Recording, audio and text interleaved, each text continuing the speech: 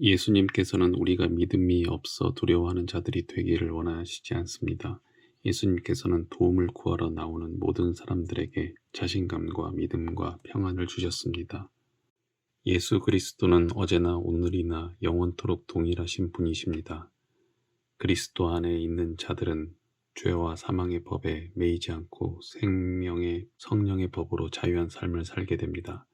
예수 그리스도 안에서 믿음으로 심고 기대하십시오. 그러면 이 시간 위대하신 하나님의 기적이 하나님의 크신 뜻 가운데 여러분에게 일어나기 시작할 것입니다. 하나님께서는 여러분에게 위대한 권능을 베푸실 때 여러분에게 나눠주신 믿음을 적극 활용하기를 원하십니다. 하나님께서 각 사람에게 나눠주신 믿음의 분량대로 지혜롭게 생각하라고 말씀합니다. 우리가 느끼든지 못 느끼든지 간에 누구나 나름대로 믿음의 분량을 가지고 있습니다. 믿음은 바라는 것들의 실상이요 보지 못하는 것들의 증거니, 여러분이 가진 믿음을 사용하려면 먼저 분명한 믿음의 대상을 마음속에 그릴 수 있어야 합니다. 믿음에는 우리가 바라는 분명한 목표가 있어야 합니다. 기도할 때 분명하고 명확한 믿음의 목표가 있어야 합니다.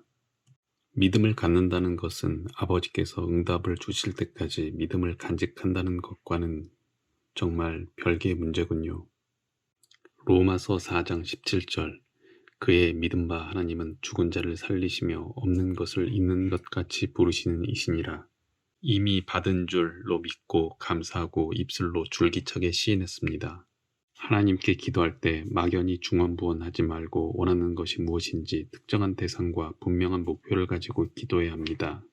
하나님께 응답받기 원하면 언제나 분명한 대상과 목표를 정하시기 바랍니다. 하나님께서 비록 여러분의 마음을 다 알고 계실지라도 성경은 여러분이 간구해야 한다고 기록합니다. 구하라 그리하면 너희에게 주실 것이요 찾으라 그러면 찾을 것이요 두드리라 그러면 너희에게 열릴 것이니라. 이 말씀은 여러분이 구하는 것을 구체화시키라는 뜻입니다. 기도 대상과 목표를 생생하고 사실적으로 그려보아야 합니다. 이 믿음의 법칙이 확고해지도록 지속적으로 믿고 기도해야 합니다. 가슴이 떨릴 정도로 생생하게 대상을 그려봅니다. 그럴 때 능력 있는 믿음의 첫 번째 조건이 갖추어지는 것입니다. 불타는 소원을 가지라.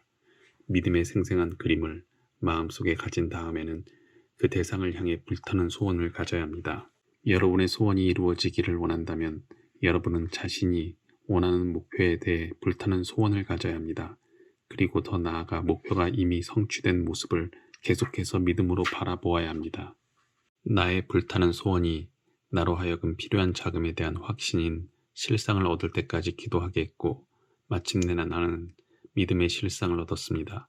그러자 갑자기 그 20억 원이란 거액이 마치 하나의 작은 조약돌처럼 되어 내 손 안에 쏙 들어온 느낌이었습니다.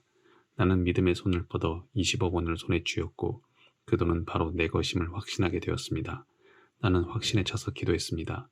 일단 믿음의 실상인 권리증서나 법적 보증서를 마음속에 갖게 되면 눈에는 아무 증거 보이지 않을지라도 그것은 합법적으로 여러분의 것이 됩니다.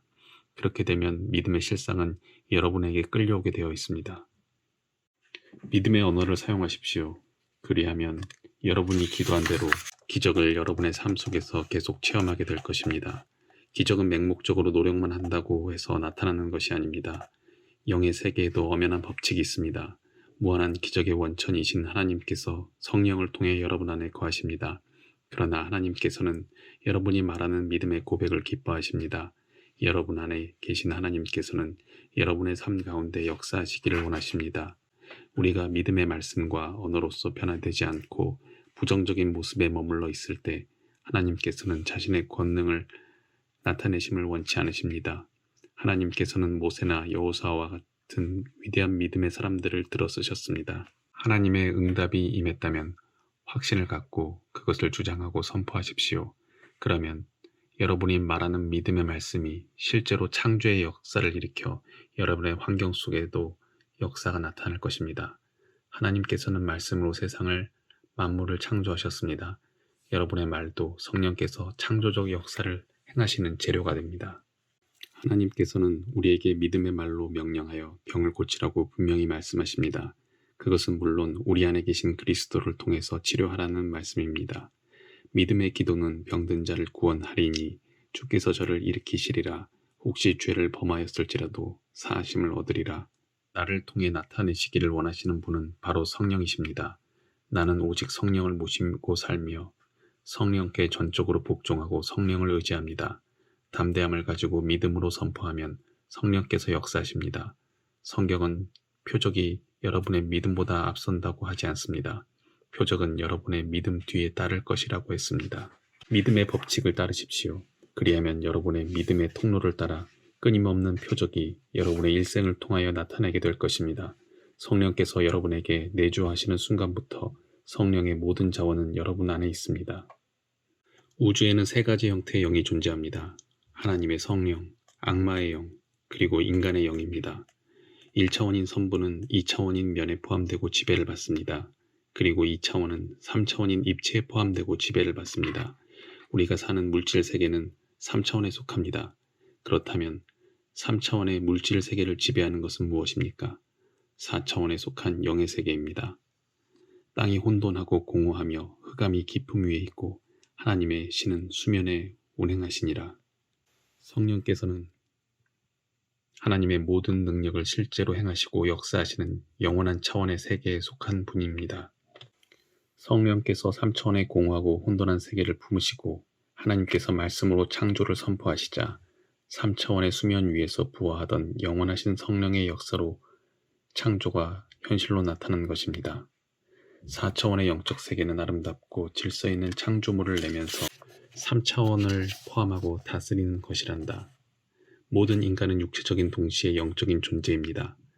사람은 영적 존재이므로 구원받지 못한 사람이나 구원받고 거듭난 사람이나 할 것 없이 모두가 자신이 속한 영적 세계를 경험합니다. 사람의 영은 악령의 세계에 속하든지 아니면 그리스도 안에서 삶을 안내하고 도와주는 성령의 세계에 속해 있습니다. 하나님을 찬양합시다. 우리는 하나님의 자녀들이기 때문에 성령 안에서 창조적인 삶을 살 수 있습니다. 우리는 3차원의 환경을 다스리며 큰 권능을 행사할 수 있습니다. 이 모든 일은 우리 안에 계신 성령의 능력에 의해서 되는 것입니다. 우리는 시간과 공간에 제한된 존재이므로 오직 성령께서 우리에게 주시는 상상력과 비전과 꿈을 통해 부화할 수 있습니다. 성령께서 주시는 이런 꿈과 비전이 있을 때 우리는 한계의 벽을 뛰어넘어 우주로 뻗어나갈 수 있게 됩니다. 꿈과 비전은 성령의 영적 언어입니다. 이러므로 성령께서는 여러 가지 꿈과 비전을 여러분의 마음속에 불어넣어 주시고 그것들을 통해 계속 말씀하시는 것입니다. 우리의 사고 능력은 동물들과 현격히 다릅니다. 사람을 창조하실 때 하나님께서는 동물들과는 달리 하나님 자신의 생기를 그 코에 불어넣으심으로 사람은 생명이 되었습니다. 이로써 하나님께서는 우리 안에 4차원의 영적인 세계가 존재하게 하신 것입니다. 그러므로 예수 그리스도를 구주로 영접하는 사람은 성령으로 거듭나서 성령과 함께 살 수 있고 성령의 역사로 비전과 꿈을 소유할 수 있습니다.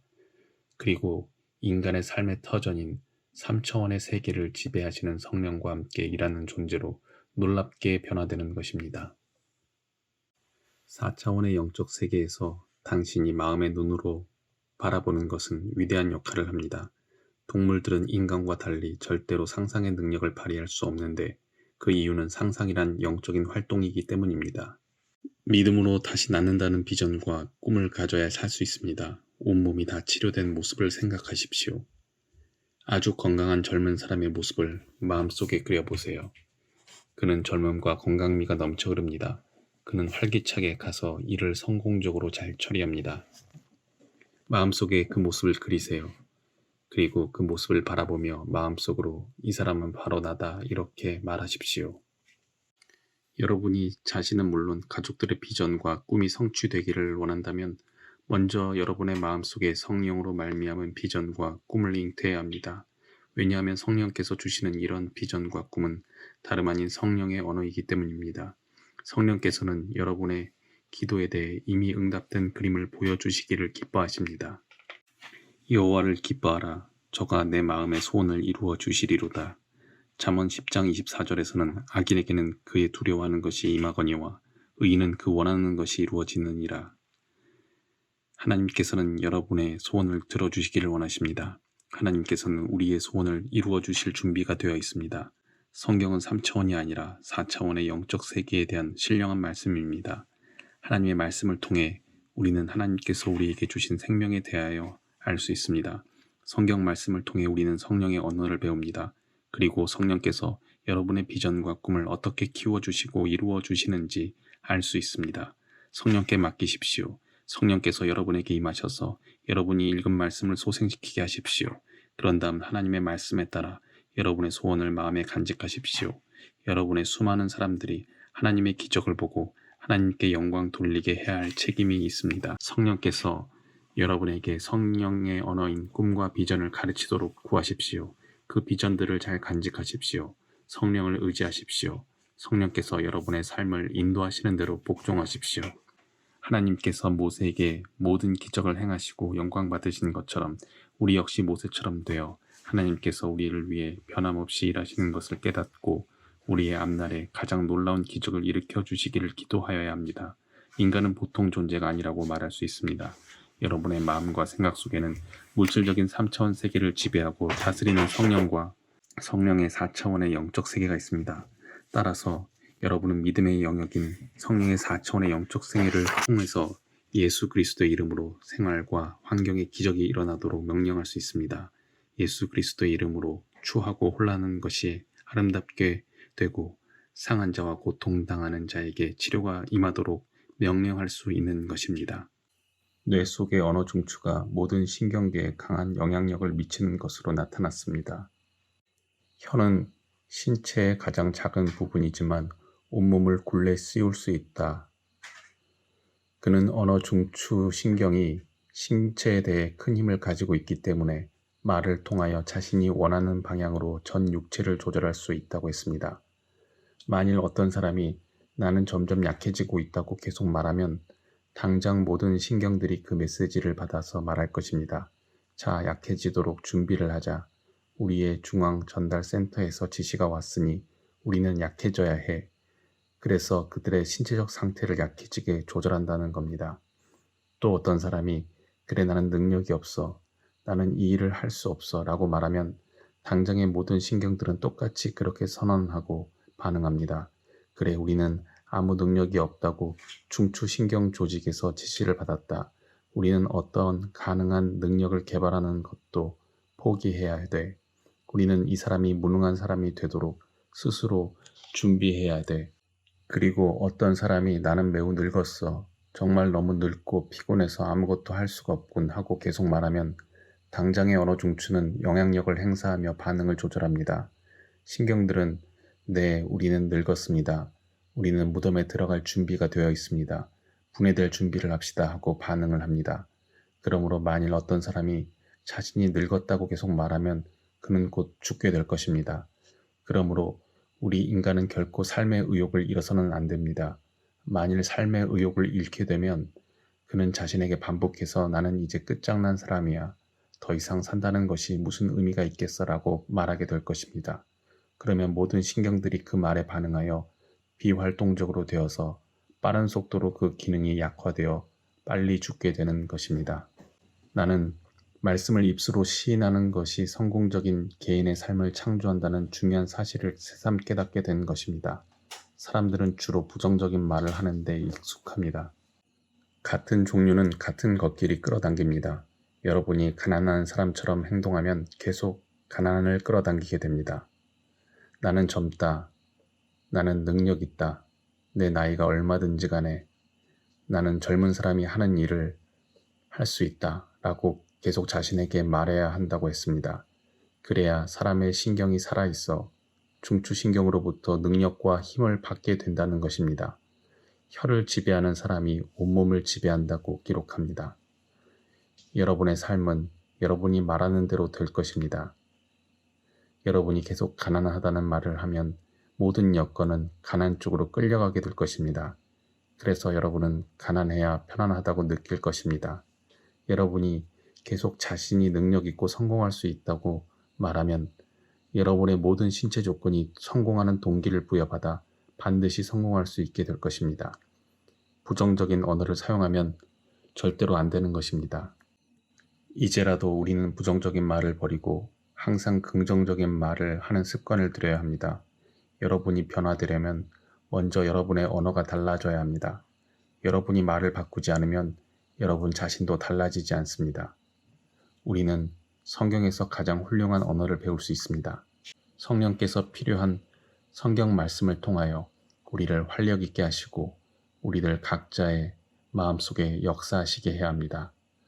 성경의 언어에 점령당하십시오.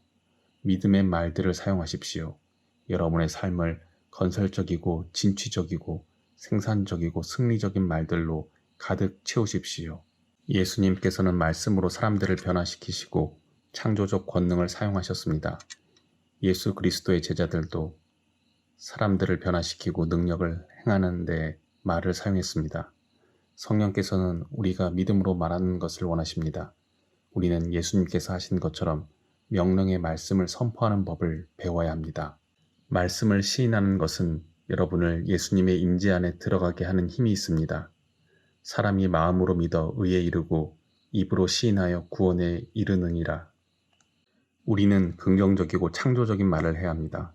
왜냐하면 언어 중추가 우리가 하는 말에 반응하여 모든 신경계에 영향을 미치므로 결국 우리의 말이 우리의 삶을 좌우하게 되기 때문입니다. 어떤 사람이 성령으로 내적인 충만함을 받았을 때 성령께서는 그 사람의 언어 중추를 지배하시고 온몸의 신경계도 역시 지배하십니다. 성령께서 온전히 지배하실 때 성령께서는 또한 믿는 자들이 자신의 삶을 지배할 수 있도록 하십니다. 여러분은 온 몸과 삶을 지배하고 다스리는 말을 하십시오. 여러분이 하나님의 말씀을 증거할 때 성령께서 여러분이 자신의 삶을 지배할 수 있도록 하시고 여러분이 한 말을 이루어 주실 것입니다. 하나님의 말씀을 전하십시오. 그리하면 그 말씀은 성령의 능력으로 여러분의 교회를 견고케 하는 기적을 일으킬 것입니다. 우리 그리스도인들은 살아있는 한 계속 육신과 싸워 거룩함에 이르도록 힘써야 하는 것입니다. 우리가 성령의 뜻을 따라 성령에 의해 사용되어져서 날마다 주님 안에서 성공적인 삶을 살게 되도록 하나님의 말씀을 시인하십시오. 그리스도께서는 우리가 하나님의 말씀을 선포하는 그대로 우리를 통해서 자신을 나타내신다는 것을 기억하십시오. 온 우주 만물은 하나님의 말씀으로 창조되었습니다. 요한복음 1장에는 이 말씀이 곧 하나님이신 예수 그리스도이시며 그분을 영접할 때 하나님의 자녀가 되는 권세를 주신다고 기록하고 있습니다. 믿음은 들음에서 나며 들음은 그리스도의 말씀으로 말미암았느니라. 이 성경 구절에서의 말씀에는 특수한 측면이 있습니다. 믿음은 특별히 하나님의 선포된 말씀을 들음으로써 생겨나는 것입니다. 기록된 말씀을 통해서 여러분은 하나님을 알 수 있고 그분에 대한 이해와 지식을 얻을 수 있습니다. 그러나 기록된 말씀이 항상 개인에게 믿음이 부여된 선포된 말씀으로 다가오는 것은 아닙니다. 여러분은 하나님의 말씀을 듣고 성경을 공부합니다. 그러나 그 말씀을 성령께서 감동시키시거나 여러분의 특수한 상황에 적용하시는 말씀이 될 때 기록된 말씀은 선포된 말씀이 되는 것입니다. 현대는 바쁜 시대입니다. 사람들은 교회에 와서 즐기기를 원합니다. 그들은 짧은 설교를 듣고 주님을 섬길 시간도 없이 급히 흩어져 버립니다. 그들은 기록된 말씀을 얻습니다. 그러나 선포된 말씀을 받지 못하기 때문에 하나님의 기적을 체험하지 못하고 하나님의 권능을 의심하게 되는 것입니다.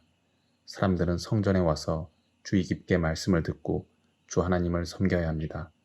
그러나 사람들은 성전에 와서 주의 깊게 말씀을 듣지도 또 주를 섬기려 하지도 않습니다.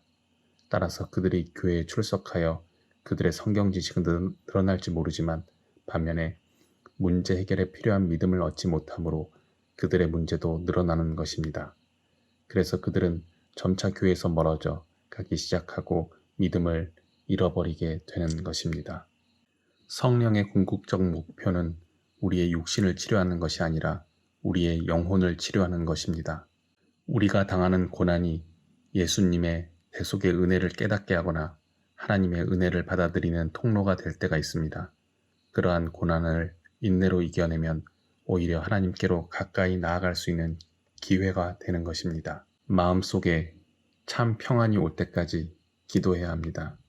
창세기부터 요한계시록까지의 말씀을 날마다 묵상하고 공부하여 성령께서 여러분 속에 역사하시는 데 필요한 말씀을 준비해 놓아야 합니다.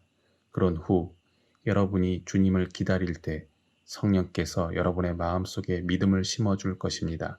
이 믿음대로 행동했을 때 엄청난 기적이 여러분에게 일어날 것입니다.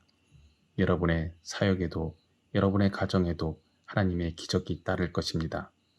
여러분이 하나님의 말씀을 듣고 순종할 때 하나님께서 여러분이 1년 내내 할 수 있는 것보다 훨씬 더 많은 것을 단 한순간에 이루어 주십니다. 하나님을 신령과 진정으로 섬기십시오. 그리하면 여러분은 하나님의 위대한 역사가 이루어지는 것을 보게 될 것입니다. 마음과 생각이 새로워지는 작업은 시간과 힘과 노력이 드는 것으로서 평생의 과정을 요구하는 작업입니다. 많은 사람들이 영적으로 거듭나는 경험을 하지만 참으로 하나님의 생각을 알기 위해 자신들의 마음을 개조하려고는 하지 않습니다. 즉 자신들의 삶을 하나님의 생각에 전적으로 맡기지 않습니다.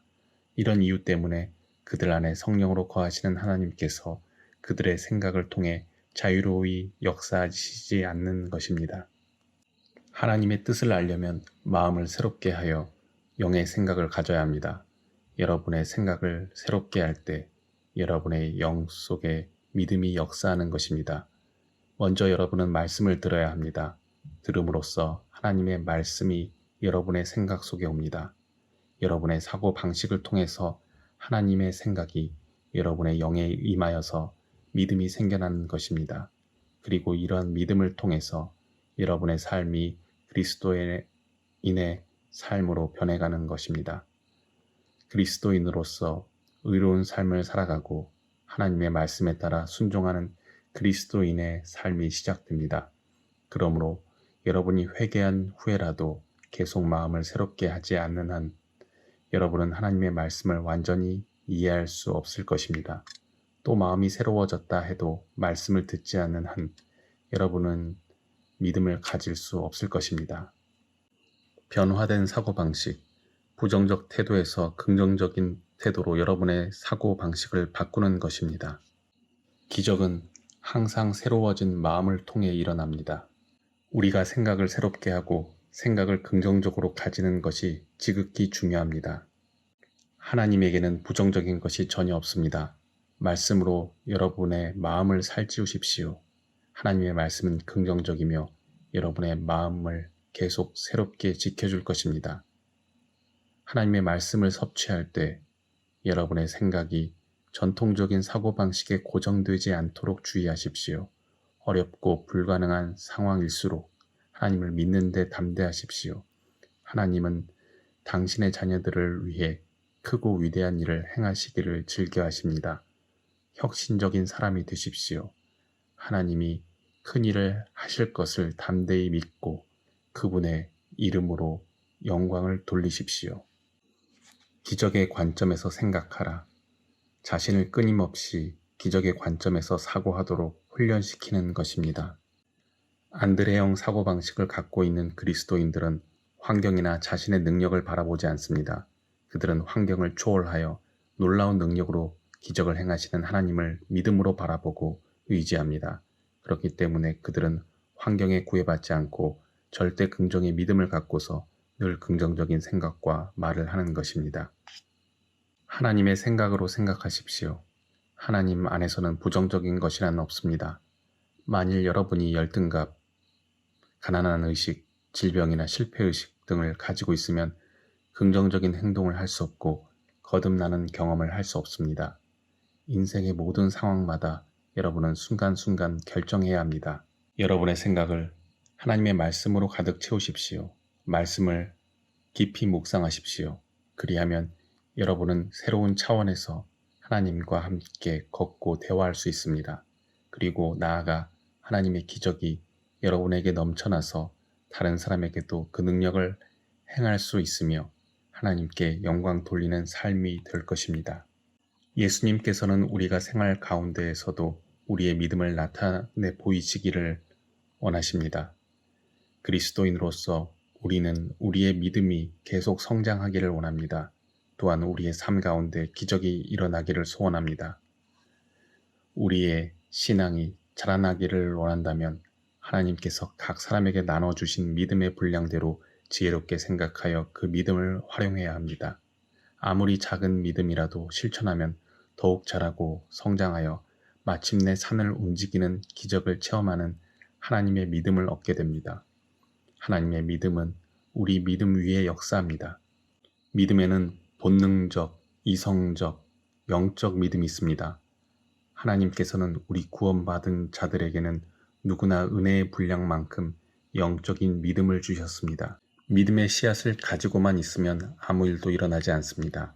믿음의 씨앗을 행동으로 하나님께 심어야 싹이 나고 꽃이 피어 열매를 맺게 되는 것입니다.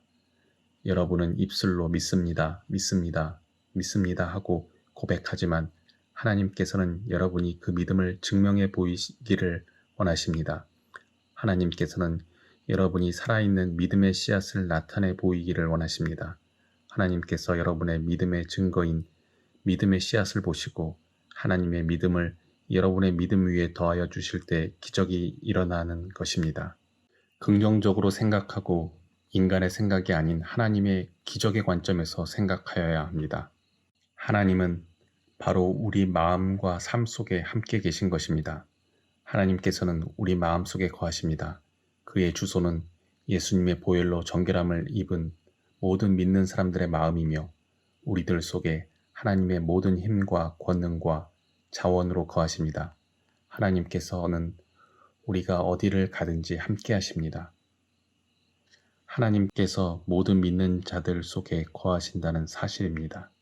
우리가 구체적으로 구하지 않으면 우리는 하나님께서 응답을 하셨는지 분명히 알 수 없으며 또 우리를 향한 하나님의 사랑을 체험하는 기쁨을 얻을 수도 없습니다.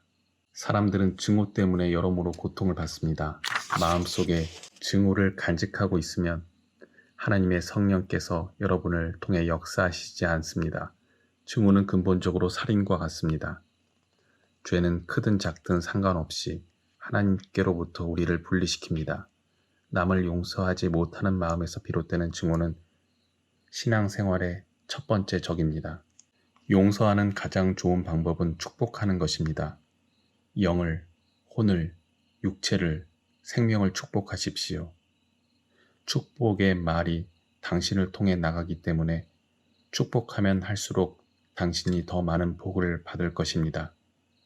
저주하면 그 저주가 당신의 입에서 먼저 나와야 되므로 당신에게 먼저 저주가 임할 것입니다. 그러나 축복의 말을 하면 그 축복의 말이 마음속에서 부풀어 올라 입을 통해 나오므로 당신이 먼저 축복을 받게 될 것입니다. 많은 사람들이 두려움 가운데 살고 있습니다. 두려움은 우리의 신앙생활을 가로막는 4가지 죄 중에 두 번째 죄입니다. 두려움은 부정적인 믿음입니다. 어떤 일에 대해 특별한 두려움을 가지고 있으면 몸에 파괴적인 힘이 흐르게 되는 것입니다.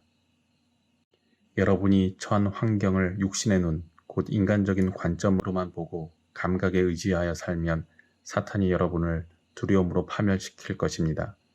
여러분이 인간적인 환경에 대하여서는 눈을 감고 오직 하나님만 바라보면 믿을 수 있게 되는 것입니다. 지식에는 감각적인 지식과 계시적인 지식의 두 종류가 있습니다. 우리는 창세기부터 계시록까지 기록되어 있는 계시적인 지식으로 살아야지 감각적인 지식으로 살면 안 됩니다. 우리는 사람들에게 주변 상황과 환경에 대한 두려움을 하나님께 내어 맡기는 법을 가르쳐야 합니다. 그들이 두려움을 주님께 내맡기지 못하면 믿음을 발전시킬 수 없을 뿐 아니라 성령께서 그들에게 역사하실 수도 없는 것입니다. 그들에게 두려움을 주님께 내어 맡기라고 하십시오. 오직 하나님의 말씀에 믿음을 두고 나아가도록 가르치십시오. 많은 사람들이 열등감을 가지고 살아가며 그 때문에 계속 좌절합니다. 많은 사람들이 또한 죄의식 때문에 고통받고 있습니다. 이 죄의식은 그리스도인들이 하나님과 더불어 활동적으로 일하기 위해 극복해야 할 4번째 문제입니다. 죄의식으로 고통받고 있는 한 그것은 하나님의 원천이 그를 통해 흐르는데 장애가 됩니다. 사람들은 큰 죄를 지어야만 지옥 가는 것이 아니라 작은 죄로도 지옥에 갑니다. 예수 그리스도를 믿지 않으면 아무리 죄를 적게 지어도 다 지옥에 갑니다. 그러니 무슨 차이가 있습니까? 크든 작든 죄는 하나님의 심판을 피할 수 없습니다. 그 때문에 모든 사람들은 예수 그리스도의 용서가 필요합니다. 하나님의 아들 예수 그리스도의 보혈은 우리의 죄가 크든 작든 간에 어떤 죄라도 다 씻어줄 수 있습니다. 여러분 안에 계신 하나님의 은혜로 여러분은 지금 하나님의 모든 권능과 자원을 가지고 있습니다. 여러분은 생활과 건강을 위해서 또는 학업이나 사업이나 그 외 모든 것을 위해서 하나님의 권능과 자원을 개발할 수 있습니다. 걱정과 두려움은 사탄의 가장 강력한 두 가지 무기입니다. 걱정과 두려움은 하나님께서 주시는 것이 아닙니다. 걱정과 두려움은 마귀가 가져다 주는 것이며 하나님께서는 평안과 안식을 주십니다. 당신이 지금 당면하고 있는 문제는 하나님께서 관여하고 계시는 한 세상이 시작되기 전에 이미 끝난 셈입니다. 성경은 하나님께서 일곱째 날이 되기 전에 모든 창조를 마치셨으므로 당신이 지금 직면하고 있는 문제마저도 하나님의 뜻 안에서 이미 완성된 것이라고 말씀합니다. 당신의 짐은 하나님께 속한 것입니다. 하나님께서는 그 문제를 어떻게 해결해야 하는지 다 알고 계시지만 하나님의 때가 되어야 역사하십니다. 하나님께서 인간을 창조하신 목적은 인간과 교제하고 교통하시기 위한 것이며 인간이 하나님의 영광이 풍성하심을 즐기게 하려고 창조하셨습니다. 금단의 나무는 하나님의 권위를 나타내는 것이었습니다. 하나님께서는 그들이 그 명령을 어기는 것은 곧 하나님의 권위에 도전하는 것이므로 죽으리라고 말씀하셨습니다. 하나님께서는 동산 중앙에 선악을 알게 하는 나무를 두시고 그들이 하나님의 권위에 순종하는 것을 보시기 위해 그 과실을 따먹지 못하도록 금하신 것입니다. 하나님은 온 우주의 주관자이십니다. 아무도 하나님께 도전할 수 없습니다. 우리는 하나님의 자녀된 본분을 다해야지 주인이 되고자 하면 안 됩니다. 우리는 삶의 어려운 문제를 결정하는데 하나님과 의논하지 않고 우리 스스로 무엇이 선이며 무엇이 선하지 않은 것인가를 판단해서는 안 됩니다.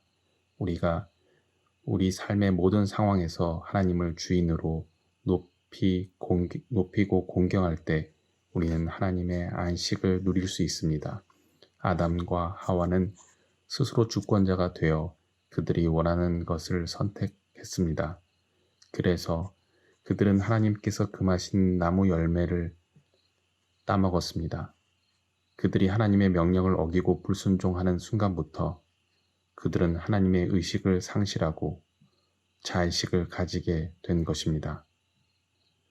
그들은 하나님께서 원하시는 선을 행하는 능력을 상실하고 악을 행하는 능력을 얻은 것입니다. 이 때문에 그들은 하나님의 형상과 모양대로 지음받은 모습을 상실하고 타락하게 되어버린 것입니다. 하나님께서는 오직 선한 일만 하시는 힘을 가지고 계십니다. 인류는 자신들이 주권자라고 생각했지만 실제로는 죄의 노예가 되었습니다. 평화스럽게 살려고 했었지만 적대감과 증오가 그들의 가정을 지배했습니다. 그들은 건강하길 원했으나 질병이 그들의 건강을 파괴하기 시작했고 유복하게 살려고 힘썼으나 땅에서 가시와 엉겅퀴가 돋아났습니다. 생계를 위해 땅을 갈고 밭을 일구는 무척 힘든 일이었습니다. 그들이 주권을 가지고 삶의 주인이 되어보니 그 대가로 평생 죄책감과 질병과 저주와 가난을 벗어날 수 없게 되었습니다. 예수님께서는 우리의 모든 죄값을 십자가에서 치루어 주셨습니다. 그렇기 때문에 우리는 하나님 앞으로 나아가 값없이 구원을 받을 수 있습니다. 당신이 비참하고 죄가 많음에도 불구하고 예수님을 믿음으로 하나님께 나아오기만 하면 당신은 하나님께서 선물로 주시는 완전한 구원을 받습니다. 구원은 하나님의 은혜로 말미암는 것이지 결코 인간의 행위로 받는 것이 아닙니다. 그러므로 우리는 인간적인 노력으로 살지 않고 하나님의 은혜로 살아가야 합니다. 짐을 져 주시는 것은 하나님께서 하실 일입니다. 하나님께서는 모든 상황을 이끌어 가고 계셨습니다. 나는 그저 그분이 보이지 않는 길을 통해 이끌어 가시는 대로 따라가기만 했습니다. 우리가 무거운 짐을 벗어버리는 데는 때때로 시간이 걸립니다. 왜냐하면 우리는 너무나 자기중심적이고 독자적인 삶을 살고 있기 때문입니다. 그러나 우리가 주님의 가르침을 따르면 모든 문제를 해결받고 힘을 얻을 수 있습니다. 이제 우리는 하나님의 약속하신 말씀을 믿고 하나님만을 전적으로 의지하며 하나님께서 그의 사랑하는 자녀들을 위해 예비하신 안식에 들어가기를 힘써야 할 것입니다.